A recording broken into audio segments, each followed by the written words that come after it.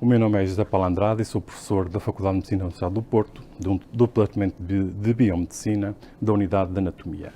Vou falar hoje de um tema muito atual. Esse tema é desinformação e saúde na pandemia. De facto, esta pandemia de Covid-19 levou a uma explosão de informação, muitas vezes errada, aquilo que a OMS chama de infodemia. Mas, para nós, cidadão vulgar, como é que podemos distinguir a informação da errada daquela que está certa? Como distinguir uma informação correta de uma informação errónea? Mais ainda, o que é a desinformação? É isso que nesta comunicação iremos ver. Desde o início da pandemia, no ano passado, a comunidade científica notou que precisava de combater ativamente as afirmações falsas e informações que apareceram durante a pandemia, que, como sabem, foram muitas e variadas. Essa desinformação versou todos os temas da pandemia, ou seja, dúvidas sobre a origem do vírus SARS-CoV-2, se era natural, se fugiu de um laboratório, se era propositado, sobre o diagnóstico, sobre o PCR, que toda a gente conhece pelo nome, mas pouca gente sabe na profundidade o que é que significa. Dizem que é tudo falso positivo, portanto que estamos a assistir a uma pandemia de falsos positivos. Também se põe em dúvida o papel dos assintomáticos e pré-sintomáticos na disseminação da doença. Dizem que não é preciso nada, que não é preciso fazer nada. Logo, mais uma vez, estamos a dar cabo de uma sociedade porque não há doença na realidade. Também a gravidade é apenas uma gripe, como já sabemos. Isto é totalmente errado, como se sabe agora atualmente, mas mesmo assim ainda há políticos no mundo atual que dizem que ainda é semelhante a uma gripe, e alguns cientistas também. Também dúvidas sobre a terapêutica, e aqui já vamos ver mais à frente os dois fármacos mais polémicos, e ainda sobre as medidas não farmacológicas, sobre as máscaras, se são necessárias ou não, sobre a quarentena, sobre o confinamento e sobre o distanciamento social. Em suma, põe em dúvida todos estes factos. Mas estas más informações não são inócuas. A desinformação é uma ameaça à saúde pública, podendo levar a mortes, como estes dois casos aqui mencionados, que no Irão beberam metanol para tratar a doença, tratar entre aspas, ou então no caso do conhecido do presidente Trump, em que aconselhou a beber lexívia, que levou a alguns internamentos nos Estados Unidos. Portanto, a desinformação é responsável por mortes e hospitalizações. Também, agora aqui no caso das terapêuticas sem evidências científicas, existem duas, a hidroxicloroquina e a ivermectina, que os ensaios clínicos feitos com qualidade mostram que não têm ação, quer na profilaxia ou no tratamento da doença. No entanto, existem muitos estados, e também existem aqui alguns médicos que continuam a dizer que ela tem utilidade. A hidroxicloroquina está provado que não, através de numerosos ensaios científicos, mas a ivermectina ainda está na dúvida. Mas tudo leva a crer também que não terá ação na Covid. E, finalmente, o último ponto em que existe agora muita desinformação é sobre as vacinas, que muitos se recusam a chamar de vacinas, mas sim tratamento genético experimental. 12 pessoas no mundo da internet são responsáveis por a maior parte da desinformação existente, quer no Facebook, quer no Instagram, quer no Twitter. Como é que isto é possível? Como é que 12 pessoas conseguem influenciar de tal maneira o mundo das redes sociais? Isto é muito perigoso, porquê? Primeiro, leva à hesitação das pessoas. Segundo, leva à recusa das vacinas.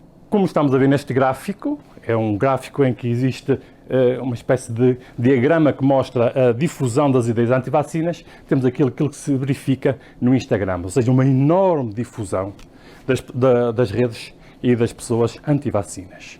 Mais ainda, no Facebook existem 1.300 páginas com 100 milhões de seguidores, ou seja, o alcance é enorme. No Twitter também se verifica o mesmo. Como é que se combate esta desinformação? O primeiro ponto é saber distinguir aquilo que é um facto de uma opinião. Muitas vezes temos discussões com pessoas e eles dizem, está bem, mas isso é a minha opinião. Ora, essa resposta não pode ser dada. Porquê? Porque um facto pode ser verificado e comprovado por evidência científica. Existem provas. podemos demonstrá-las. Uma opinião, por outro lado, são baseadas em crenças ou pontos de vista. Não têm evidência científica e não podem ser verificadas. Esta noção básica é muitas vezes ignorada nas discussões, quer no Facebook, quer nas outras redes sociais. Por outro lado, um facto, portanto, é uma informação de confiança baseada na evidência científica. É onde é que se podem encontrar? Em revistas científicas e em sítios fidedignos, ou seja, sítios de confiança. Contrapomos esta informação válida, estes factos, à informação errónea. A informação errónea é incorreta e enganadora, mas muitas vezes é criada e divulgada sem a intenção de prejudicar os outros. Aqui tem dois exemplos, que a luz solar por si só curaria a doença, ou então gaguejar água quente também curaria, mataria o vírus SARS-CoV-2. São duas informações totalmente erradas. As pessoas que, entre aspas, as inventaram, não tinham conhecimentos para saber que não faziam efeito nenhum. Em contraposição a esta informação errónea, existe a desinformação. E esta é que sim, é que é verdadeiramente perigosa. Espalha deliberadamente informações erradas, ou seja, erróneas. Para quê? É criada para enganar e iludir. Temos aqui vários exemplos, também já nossos conhecidos, desde o 5G, que o vírus não existe, que é tudo uma tramóia dos governos para controlar as populações, que as vacinas injetam microchips. Ora, esta desinformação é perigosa, como já vimos, pode levar a hospitalizações, pode levar a mortes e tem objetivos concretos, muitas vezes objetivos económicos, ou políticos, ou ainda outros. E esta desinformação, por incrível que pareça, é aquela que se multiplica mais nas redes sociais. Cresce exponencialmente como um vírus. Temos aqui a ideia deste crescimento exponencial, que é um crescimento muito multiplicativo, que o nosso cérebro não consegue entender muito bem como é que a partir de uma pessoa se consegue chegar a milhões de pessoas em relativamente pouco tempo. Muito bem. E como é que podemos parar esta desinformação? É aí que cada um de nós tem o seu papel. Ponto número 1. É necessário fazer uma análise da informação. Ponto número 2. É preciso fazer uma crítica da informação antes de a partilhar. Aqui está os princípios básicos. 1. Pensar. Pensar antes de partilhar uma afirmação que vemos numa rede social. 2. Verificar os factos. 3. Se vimos que são falsos, queixar-nos à rede social. Quer seja o Facebook, quer seja o Instagram, quer seja o Twitter, quer seja outra. E um quarto ponto.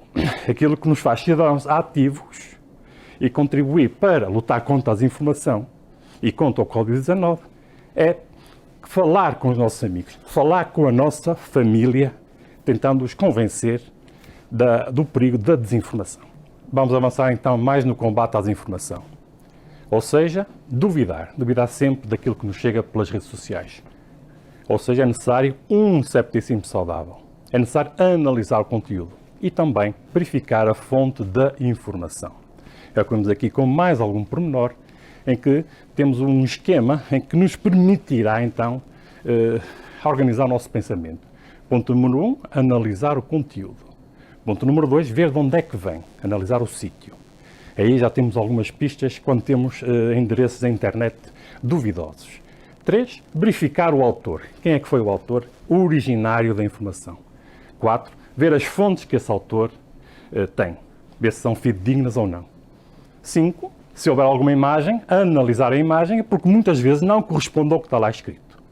6, com estes dados todos, temos que pensar muito antes de partilhar. E ao fazê-lo, temos também que pensar nos nossos preconceitos pessoais e com as ideias que nós temos em relação a esse assunto, que podem influenciar a partilha ou não partilha. E finalmente, com isto tudo, temos a oportunidade de participar ativamente na luta contra a desinformação. Ou seja, ser ativo no combate à desinformação. E aqui temos o ponto de fazer queixa às redes sociais que poderão parar alguma desta desinformação. Temos então aqui o resumo. Ser ativo. Quando discutir com alguém nas redes sociais, temos que ser empáticos, entender o ponto de vista do outro e estar conscientes que muitas vezes, a maior parte das vezes, não os vamos fazer conseguir mudar de opinião. Ou seja, esta luta vai durar muito tempo, não podemos esperar resultados imediatos e é preciso muito tempo e paciência para conseguir alguns resultados. É isso que o meu colega João Freitas criou este grupo do Facebook, que tem um nome complicado, grupo para explicar com tranquilidade à comunidade as questões sobre o Covid-19, que se iniciou logo no início da pandemia e depois, mais tarde, ele convidou-me para fazer parte, para ajudar a moderar algumas discussões.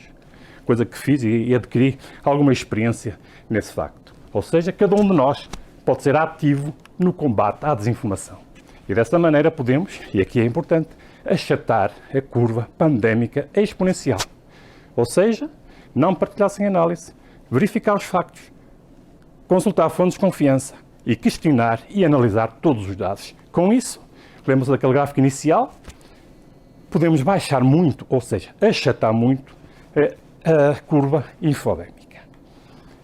Com estes princípios básicos, então, essa curva infodémica diminuirá, a informação falsa e errónea e a desinformação ficará cada vez menor e assim poderemos ter contribuído alguma coisa, pessoalmente, para a luta contra esta pandemia horrível da Covid-19. Muito obrigado pela vossa atenção.